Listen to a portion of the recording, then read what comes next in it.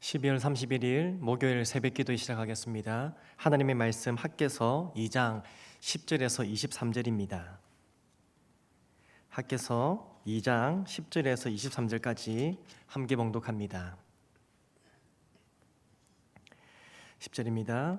다리오 왕 제2년 9째 달 24일에 여호와의 말씀이 선지자 학개에게 임하니라. 이르시되 만군의 여호와가 말하노니 너는 제사장에게 율법에 대하여 물어 이르기를 사람이 옷자락에 거룩한 고기를 쌓는데 그 옷자락이 만일 떡에나 국에나 포도주에나 기름에나 다른 음식물에 닿았으면 그것이 성물이 되겠느냐 하라.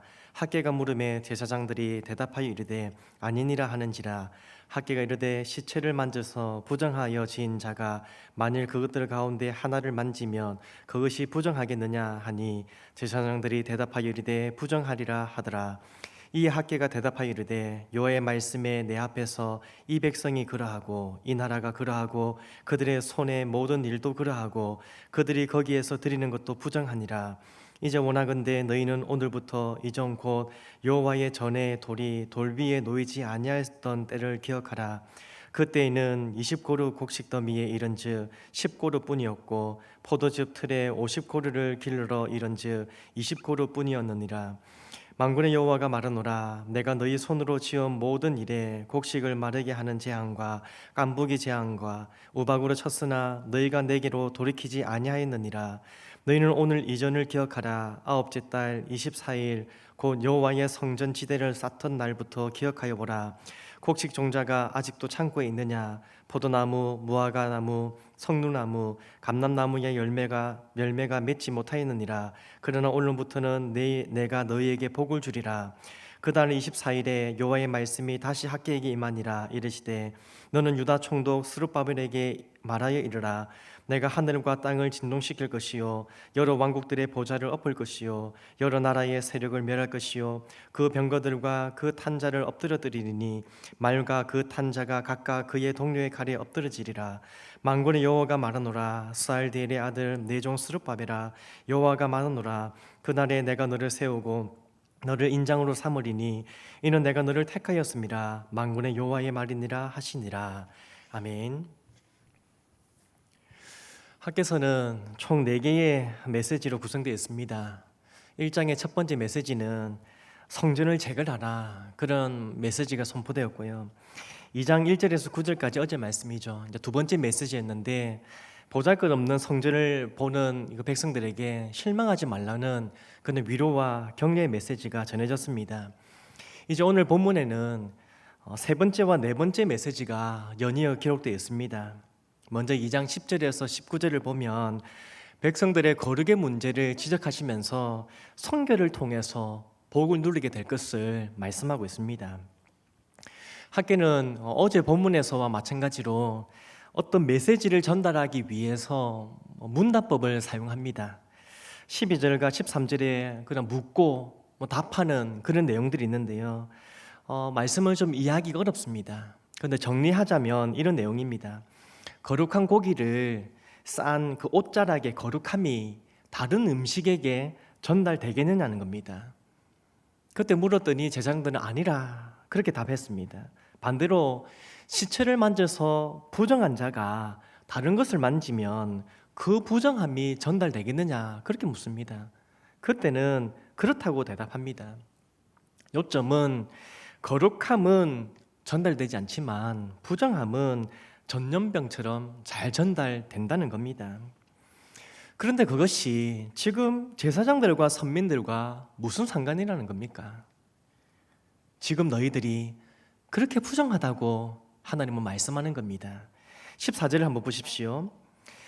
이 학개가 대답하여 이르되 여호와의 말씀에 내 앞에서 이 백성이 그러하고 이 나라가 그러하고 그들의 손의 모든 일도 그러하고 그들이 거기에서 드리는 것도 부정하니라. 아멘. 아마도 당시 제사장들은 스스로를 생각하면서 나름 괜찮다고 여기는지 모르겠습니다. 왜냐하면 바벨론 포로 이후로 하나님 앞에 예배를 제사를 잘 지냈고요, 또 성전 재건 작업도 착수했지 않습니까? 그래서 나름 괜찮게 살고 있지, 이런 일들을 하니까 우리는 거룩하지, 이렇게 생각하는 겁니다. 그러나 하나님은 제사장들에게 오늘 충격적인 말씀을 하십니다. 너희는 부정하다. 너희가 다 부정하다. 너희 하는 것도 다 부정하다. 즉 아무리 거룩한 제사를 지내고 있고 성전 재건 작업에 착수하고 있고 또 제물을 바치고 있고 그런다 할지라도 그것 때문에 너희가 거룩하다 착각하지 말라. 그렇게 말씀하는 것입니다. 백성들도 그렇습니다. 학개 선지자가 활동하던 시대에 이 하나님의 백성들도 사실 하나님을 온전히 경외하지 못했습니다. 비록 거룩한 땅에 다시 돌아왔습니다. 성전 재건 작업을 같이 하고 있습니다. 하지만 여전히 온갖 죄로 자신들을 더럽히고 있는 것입니다. 때문에 아무리 제사를 잘 지내도 여전히 불순종의 삶을 산다면 거룩하다고 여김을 받을 수 없다는 겁니다.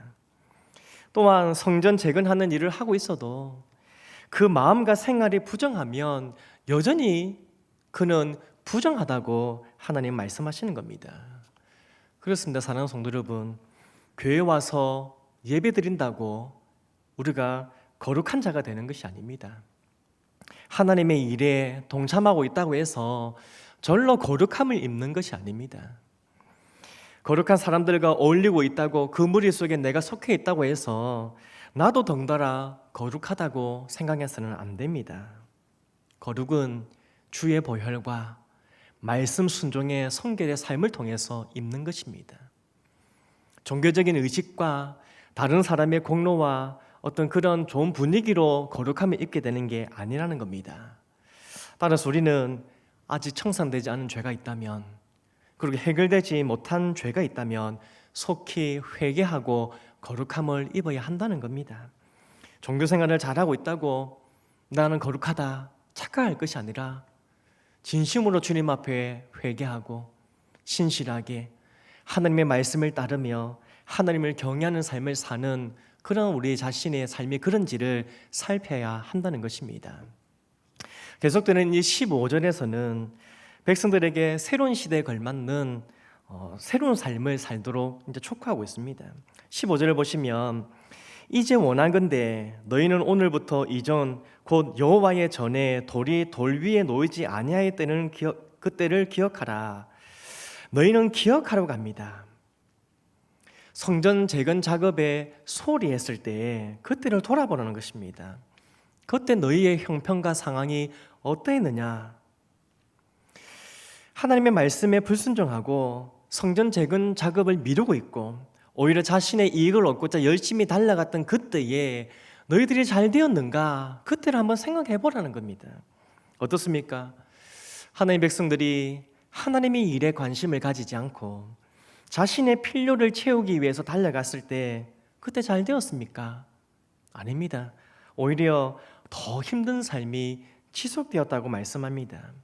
그 힘들었던 삶이 16절과 17절에서 말씀하고 있는 겁니다. 여러 가지 재앙, 수고해도 수고한 만큼 땀 흘린 만큼 얻지 못하는 어느 그러한 고통, 재앙을 말씀하고 있지 않습니까?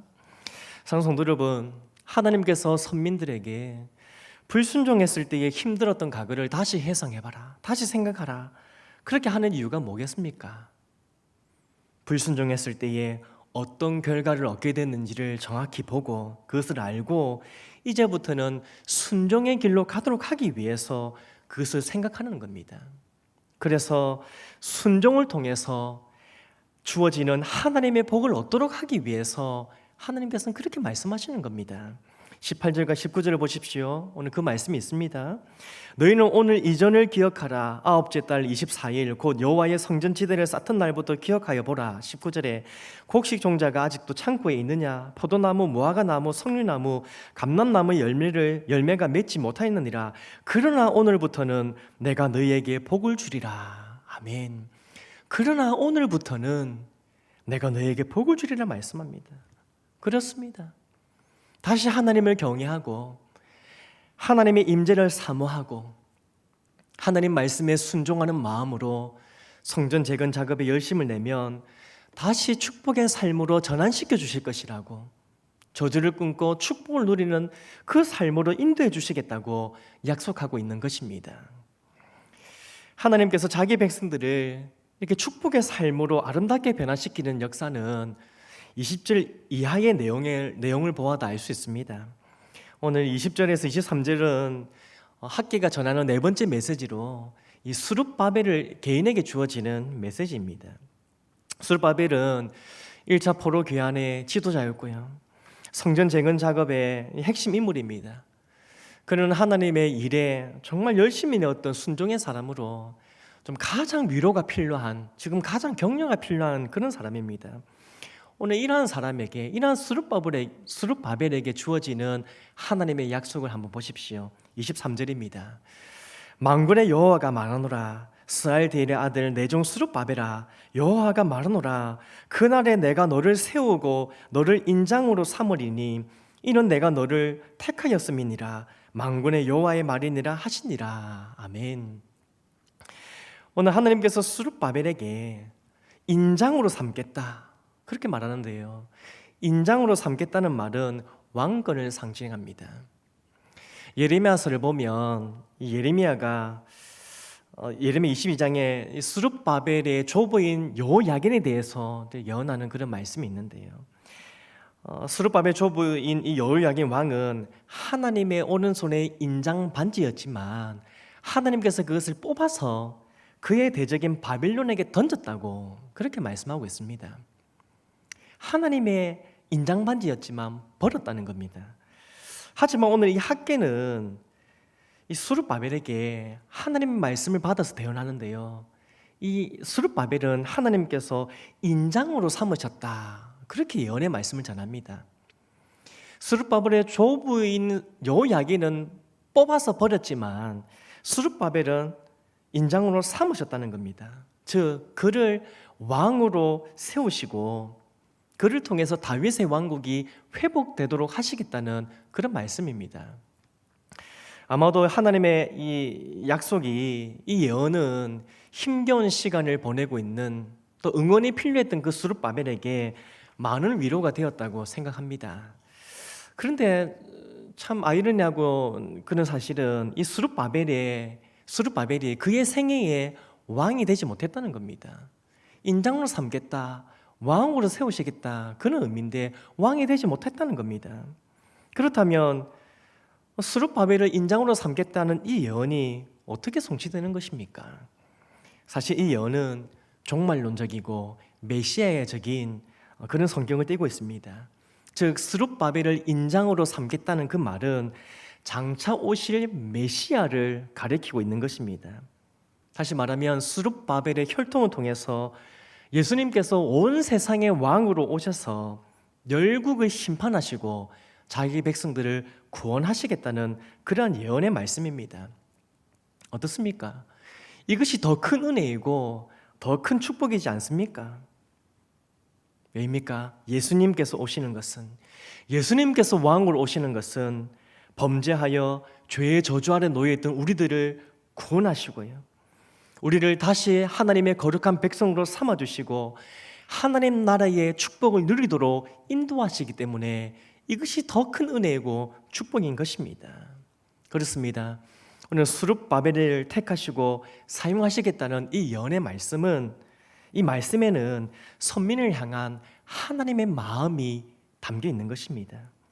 불순종하였고 성결한 삶을 살지 못했지만 하지만 예수 그리스도의 보혈로 덮어주시고 용서하시는, 그리고 하나님의 백성들을 다시 회복시키시며 축복을 내려주시려는 하나님의 마음이 담겨 있는 것입니다. 사랑하는 성도 여러분, 하나님은 자기 백성들을 사랑하사 복을 주시는 분이십니다. 물론 때로는 따끔하게 책망하시기도 합니다. 하지만 결국은 잘 되기를 바라시는 것이 하나님의 마음입니다. 따라서 우리가 해야 할 일은 하나님의 마음을 헤아리는 겁니다. 그 하나님의 진심을 헤아리고 그 사랑의 마음을 헤아리고 나아가서 하나님의 말씀에 순종해야 한다는 겁니다. 왜냐하면 순종의 시작이 바로 축복의 시작이 되기 때문입니다. 바라기는 오늘 우리를 향한 하나님의 진심을 확인하고요, 하나님의 백성이 있어야 할 자리에 있는 우리가 되기를 소망합니다. 어제까지의 불순종의 삶은 끊어버리고 오늘부터는 다시 순종의 삶을 시작하는 우리 모두가 되기를 간절히 바랍니다. 그래서 오늘도 저주를 축복으로 바꾸시고 우리의 삶을 회복시키시는 그 하나님의 사랑과 그 은혜를 누리시는 우리 모두가 되길 주님 이름으로 축복합니다. 오늘 말씀 가지고 기도하기 전에 먼저 광고 드립니다.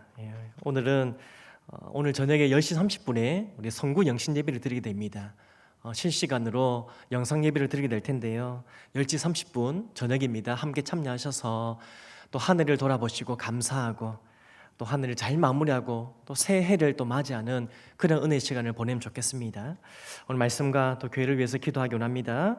먼저는 우리 스스로 괜찮다, 이 정도면 나는 거룩하다, 이런 착각을 버리고 회개와 성결의 삶을 살 수 있도록 예수님의 보혈을 의지하고 말씀 순종함으로 더 거룩한 삶을 살 수 있게 해달라고 기도하시고요. 어제까지의 불순종의 삶은 끊어버리고 오늘부터 순종의 삶을 다시 시작해서 우리 인생을 축복의 자리로 이끄시는 주님의 은혜를 누릴 수 있도록 인도하여 주옵소서. 말씀을 기억하며 기도하면 좋겠습니다. 담임 목사님 영육의 강건함과 성령의 충만함을 위해서 기도해 주십시오. 목회와 설교사를 잘 감당케 해주시고 특히 하나님 말씀을 준비해서 증가할 때에 말씀을 통해서 우리가 회복되고 주님의 뜻을 깨달아 알고 우리 신흥교회가 은혜와 진리 가운데 든든히 세워지게 해달라고 위해서 기도해 주십시오. 성군 영신 예배 이제 오늘 드린다 했는데요. 또 실시간 영상 예배를 드리지만 그 시간을 하나님의 임재와 영광이 가득하게 도와주시고 우리 모든 성도들의 가정에 위로와 소망이 가득하게 해달라고 기도하시고요. 또 한 해를 감사함으로 회개함으로 잘 마무리하고 새로운 마음과 계획을 가지는 복된 시간 될 수 있도록 오늘 저녁에 있을 예배를 위해서 함께 기도해 주십시오. 우리 다음 세대에 믿음의 성장이 일어날 수 있도록 특히 코로나 시대에 더 많은 공격을 받고 더 신앙생활에 어려움을 겪고 있는 것이 우리 다음 세대입니다. 하나님 붙들어 주시고 하나님 이들의 믿음을 잃지 아니하고 하나님을 바라볼 수 있도록 하나님께서 강하게 붙들어 주시도록 기도해 주시고 우리 교육부서가 더 영적, 양적, 질적인 부흥을 할 수 있도록 잘 개혁되어지고 교육자와 교사들이 한마음 한뜻으로 함께 기도하고 동력함으로 아름다운 열매 맺게 달라고 우리 교육부서 다음 세대를 위해서 기도해 주십시오. 코로나가 속히 종식되고 또 일상의 은혜를 누릴 수 있도록 우리 모든 국민들이 함께 또 이 시간을 잘 이겨낼 수 있도록 하나님 힘을 주시고 지혜와 능력 주시도록 우리 나라와 민족을 위해서 또 간절히 기도하면 좋겠습니다. 함께 기도하시고 오늘 승리하는 삶이 되길 바랍니다. 기도하겠습니다.